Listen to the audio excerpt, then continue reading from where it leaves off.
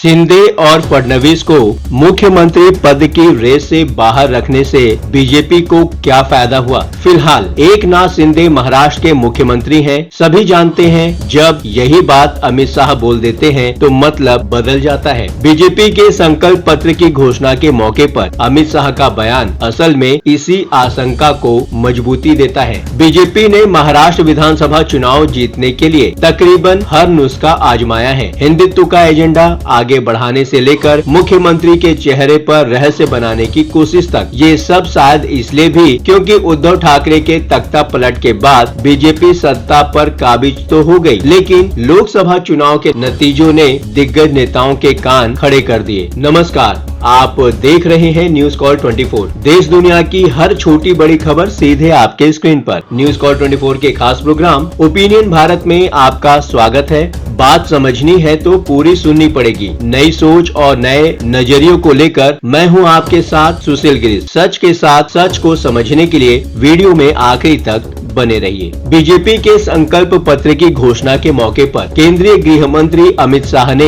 एकनाथ शिंदे की मुख्यमंत्री की कुर्सी के साथ अभी तो वाला क्लॉज जोड़कर सस्पेंस पैदा कर दिया। डिप्टी सीएम देवेंद्र फडणवीस तो खुद को पहले से ही रेस से बाहर बता चुके हैं, लेकिन अमित शाह के बयान के बाद एकनाथ शिंदे को भी कहना पड़ा कि वो भी मुख्यमंत्री पद की रेस से बाहर है। 20 नवंबर को महाराष्ट्र में विधानसभा चुनाव की 288 सीटों के लिए वोट डाले जाएंगे। नतीजे 23 नवंबर को आने की अपेक्षा है। सवाल ये है कि चुनाव के दौरान बीजेपी को ये खेल आखिर क्यों खेलना पड़ा, और अगर एकनाथ शिंदे और देवेंद्र फडणवीस दोनों ही रेस से बाहर हैं, तो क्या महायुति से मुख्यमंत्री का कोई नया चेहरा सामने आएगा? महायुति का मुख्यमंत्री लेकिन चेहरा अघोषित क्यों? वीडियो में आगे बढ़ने से पहले आपसे एक छोटी सी रिक्वेस्ट है। न्यूज कॉल 24 के परिवार का हिस्सा बनने के लिए चैनल को सब्सक्राइब करें, फॉलो करें और नोटिफिकेशन में जाकर बेल का आइकन प्रेस करना बिल्कुल ना भूलें। न्यूज कॉल 24 आपको हर खबर के पीछे के असली मायने क्या है या फिर क्या हो सकते हैं बताने का प्रयास करता है। बातों ही बातों में मुद्दे की बात हो जाती है। आइए बढ़ते हैं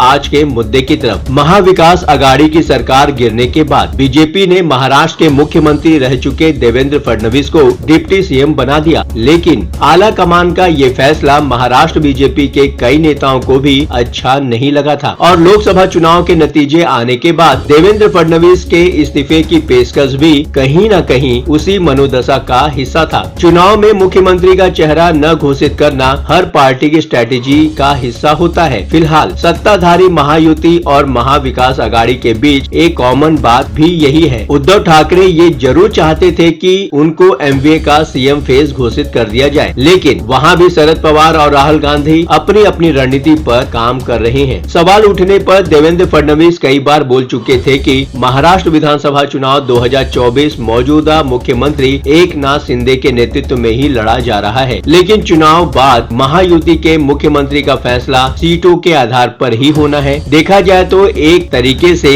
एकनाथ शिंदे का पहले से ही पत्ता साफ कर दिया गया है, क्योंकि सबसे ज्यादा सीटें तो बीजेपी चुनाव लड़ रही है। बीजेपी के संकल्प पत्र की घोषणा के मौके पर अमित शाह का बयान सुनकर तो एकनाथ शिंदे को भी वैसा ही लगा होगा जैसे कभी डिप्टी सीएम बनने की बात पर देवेंद्र फडणवीस मन महसूस कर रह गए होंगे। बीजेपी नेता अमित शाह ने महाराष्ट्र में कहा था, अभी तो हमारे मुख्यमंत्री एकनाथ शिंदे हैं, लेकिन चुनाव के बाद हम सभी बैठकर इस पर विचार विमर्श करेंगे। ये तो देवेंद्र फडणवीस के बयानों की ही प्रसंग सहित व्याख्या थी। फिर क्या था, एकनाथ शिंदे को भी बयान देने के लिए मजबूर होना पड़ा। मीडिया से मुखातिब होते हुए उन्होंने कहा, मैं महाराष्ट्र के सीएम पद की रेस में नहीं हूँ, लेकिन ये भी तय है कि सीएम महायुति का ही होगा। बीजेपी को किस बात का डर था, ये समझना इस चुनाव के लिए जरूरी है। अब अगर आपके मन में ऐसे सवाल उठ रहे हैं कि बीजेपी ने ऐसा खेल क्यों खेला, तो उसके कई जवाब हो सकते हैं। मसलन,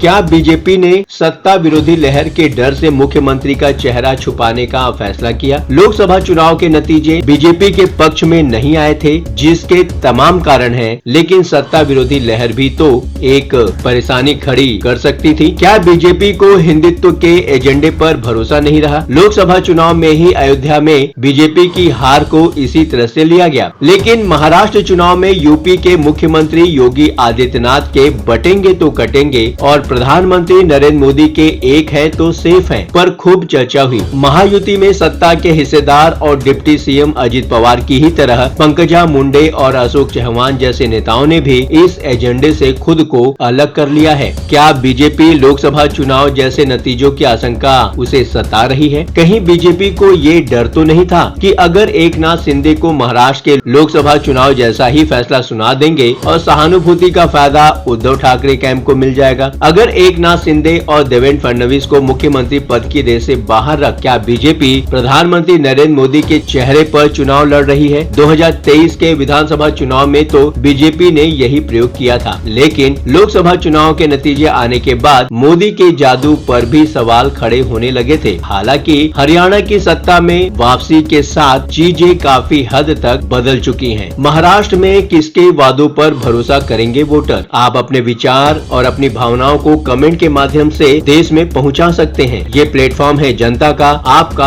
आपकी आवाज उठाने का। अब आपकी बात नहीं रहेगी अनसुनी। आपकी सलाह, आपकी राय हमारे लिए मायने रखती है। खुलकर अपनी बात रखें, कमेंट करें और अपनी प्रतिक्रिया अवश्य दें। अभी तक आपने चैनल को सब्सक्राइब नहीं किया है तो देर किस बात की? चैनल को अभी सब्सक्राइब करें, नोटिफिकेशन में जाकर बेल के आइकन को प्रेस करना बिल्कुल ना भूलें। आज के लिए बस इतना ही। लगातार खबरों के लिए बने रहिए न्यूज़ कॉल 24 के साथ।